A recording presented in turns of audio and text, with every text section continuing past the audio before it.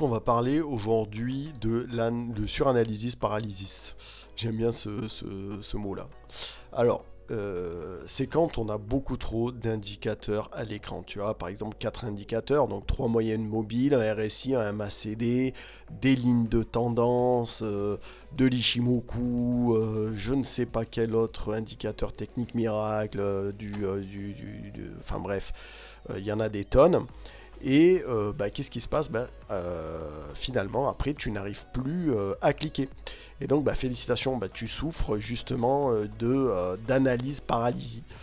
Donc, à force de chercher des confirmations parfaites, tu finis par voir des signaux contradictoires de partout.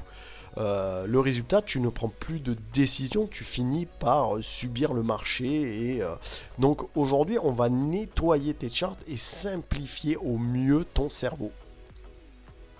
Là, par exemple, le type de graphique, en tout cas pour moi, que je trouve surchargé. Des indicateurs partout. Alors peut-être que celui qui a créé ce chart, pour lui, c'était extrêmement clair et lisible. Mais moi, personnellement, il y a plein de choses. Voilà, vous avez 1, 2, 3, 4, je ne sais combien d'indicateurs là-dessus. Bref, tout ça, c'est beaucoup trop. Il faut que les choses, elles soient beaucoup plus lisses. On ajoute des indicateurs. Généralement, c'est par peur. On veut que l'écran nous dise c'est sûr à 100%.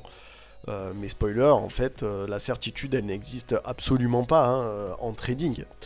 Je veux dire, sinon ça se saurait depuis longtemps. Donc le problème, quand ton RSI te dit par exemple survendu, mais que ton flux d'ordre monte, il y a une pression vendeuse massive et tu bloques. Tu développes donc des biais complètement contrariens. Tu essaies de deviner le retournement au lieu tout simplement, par exemple, de suivre un flux. Donc la réalité, plus tu as d'outils, plus tu crées de la confusion mentale.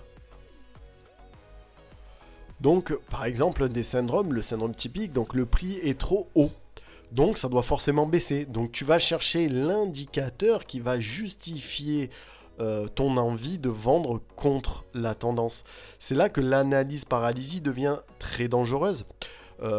Tu vois plus ce qui se passe réellement, le prix, le volume. Tu ne vois plus que ce que tes indicateurs prédisent. Et en trading, on ne prédit pas, on réagit. Donc, comment on s'en sort? Eh bien, tout simplement en revenant à la base, le prix et les volumes.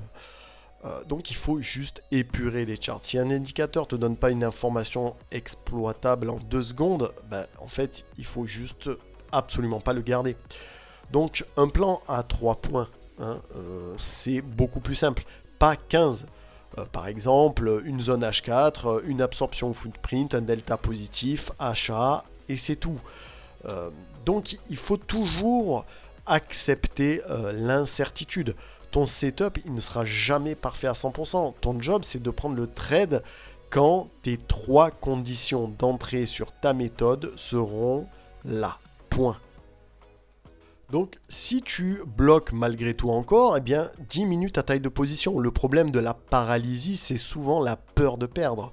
Donc, en réduisant le risque, tu libères ton cerveau de la pression émotionnelle. Donc, apprends à faire confiance à ton plan et un plan simple. Un plan simple à exécuter avec discipline battra toujours une usine à gaz hésitante. Donc, arrête d'essayer de résoudre une équation à 50, je dirais même à 500 inconnus. Le trading, c'est de la psychologie, c'est de la réaction. Donc, si tu veux voir mes setups épurés, comment je garde mes décisions claires chaque matin, donc n'hésite pas à venir me rejoindre sur le Discord. Je montre comment je simplifie mes graphiques pour ne garder que l'essentiel. Donc, n'hésite pas à t'abonner, nettoie tes charts et on se retrouve sur les marchés. Bye bye, bon week-end.